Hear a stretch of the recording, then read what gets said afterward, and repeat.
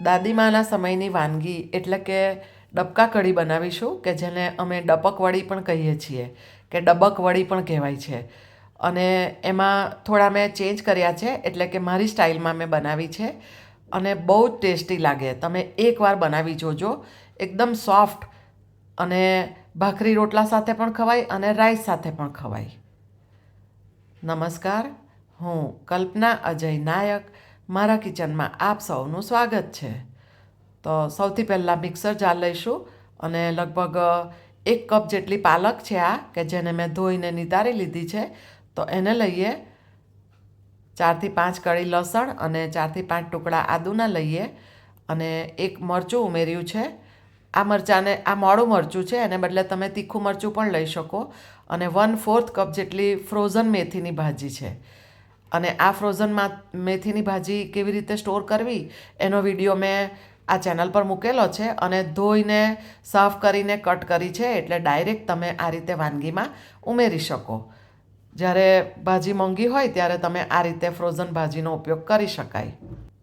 થોડું મીઠું ઉમેરીશું અને 2 ચમચી જેટલું પાણી ઉમેરીએ અને બારીક પેસ્ટ કરી લઈશું. આ રીતે પેસ્ટ કરી લીધી છે. તો હવે એક બાઉલ લઈશું, એની અંદર 1 કપ ચણાનો લોટ લઈએ અને સૌથી પહેલાં એને ચાળી લઈએ. આ વાનગીમાં વપરાયેલ તમામ ઇન્ગ્રેડિયન્ટ્સનું લિસ્ટ મેં ડિસ્ક્રિપ્શન બોક્સમાં આપી દીધેલું છે. હવે એમાં મસાલા ઉમેરીશું. તો ચપટી જેટલી હળદર લઈશું, તમે સ્કીપ પણ કરી શકો. અને અજમો છે, 1/2 ટીસ્પૂન જેટલા અજમાને હાથથી આપણે ક્રશ કરીને ઉમેરીશું. ચણાનો લોટ હોય ત્યારે અજમો અંદર ચોક્કસ ઉમેરવાનો, બહુ જ સ્વાદ વધી જશે તમારા વાનગીનો. અને મીઠું ઉમેરીશું. આપણે મીઠું થોડું પેલી પેસ્ટ ક્રશ કરીને એની અંદર પણ ઉમેર્યું છે, તો તે આપણે કાઉન્ટ કરીને પછી મીઠું ઉમેરવાનું.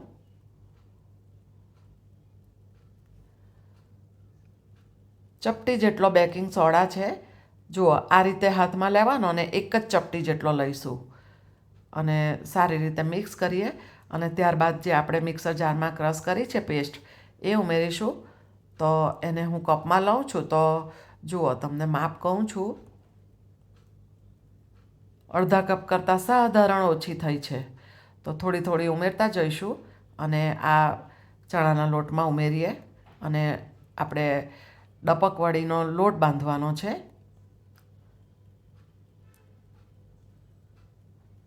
બહુ નરમ પણ નહીં થઈ જાય અને અતિશય ઘટ પણ ના રહે, એ રીતના આ લોટ બાંધવાનો છે.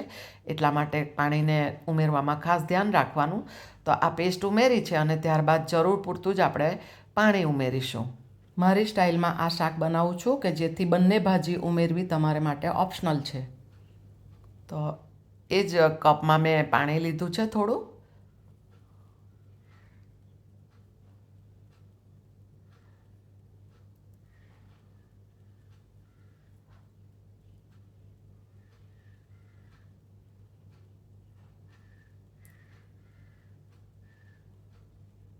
આ રીતનું તો આપણે મિશ્રણ તૈયાર કર્યું છે. હવે 2 ચમચી જેટલું તેલ ઉમેર્યું છે, કે જેનાથી આપણી જે ડપક વડી છે તે સોફ્ટ બનશે અંદરથી પણ.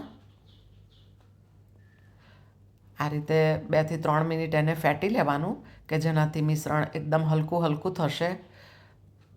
અને આપણે ડપક વડી કઢીમાં મૂકીશું એટલે સરસ ફૂલી પણ જશે. તો આ રીતે આપણે લોટ તૈયાર થઈ ગયો. હવે કઢી માટે અડધો કપ જેટલું દહીં લીધું છે, સાધારણ ખટાશવાળું છે. અને 2 ટેબલ સ્પૂન જેટલો ચણાનો લોટ ઉમેરીશું.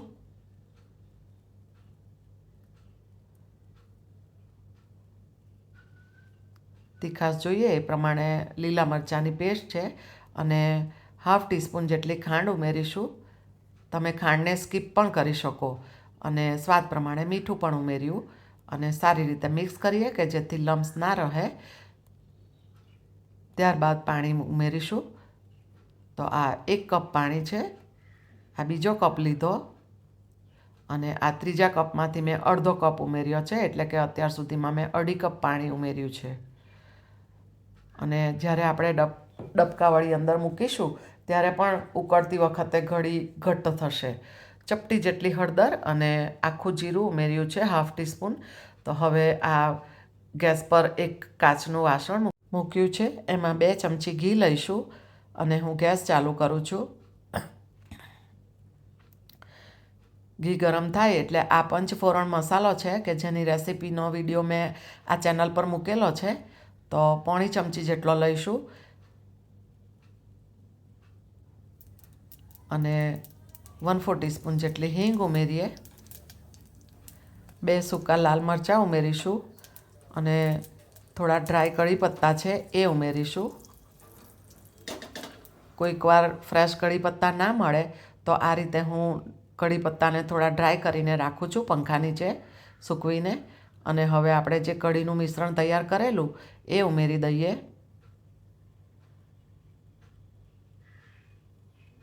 અને ગેસની ફ્લેમને મીડિયમ રાખીશું અને ચમચા વડે હલાવતા જઈશું. કઢી બનાવવા માટે તમે દહીંને બદલે એકલી છાશ પણ લઈ શકો છો. અડધો કપ બાકીનું જે પાણી હતું એ પણ મેં ઉમેરી દીધું છે, એટલે કે ટોટલ 3 કપ પાણી ઉમેર્યું છે. જુઓ, કઢીમાં સરસ ઉકાળ આવી ગયો છે. તો ગેસની ફ્લેમને થોડી મીડિયમ ટુ સ્લોની વચ્ચે રાખવાની કે જેથી ઉભરાય નહીં. અને 3 થી 4 મિનિટ સુધી કઢીને ઉકળવા દઈશું. અને હવે ત્યારબાદ આપણે આ ડબકા મૂકીશું. તો આ રીતે તમારે જે સાઇઝના જોઈએ એ સાઇઝના ડબકા મૂકવાના. બીજું અડધો કપ પાણી મેં ઉમેર્યું છે. થોડા થોડા ડબકા મુકાય ત્યારબાદ ચમચા વડે હલાવી લેવાનું, ફરીથી પાછા મૂકવાના. આ રીતે બધા ડબકા અંદર મૂકી દઈશું.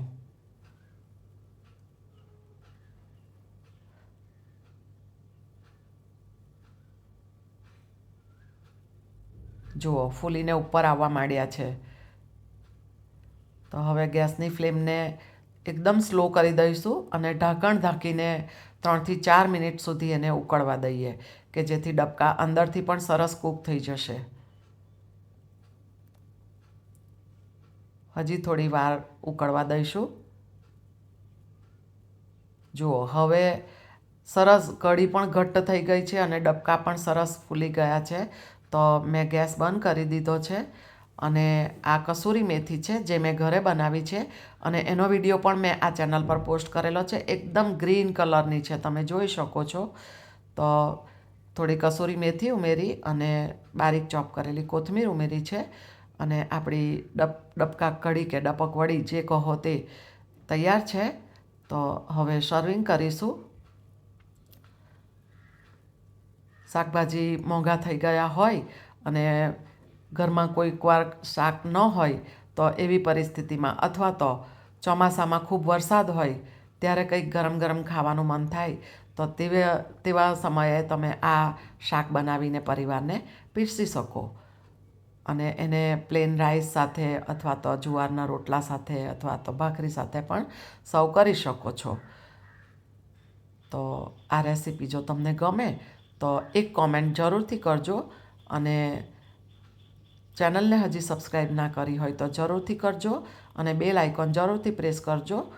અને તમારું ધ્યાન રાખજો અને આવજો.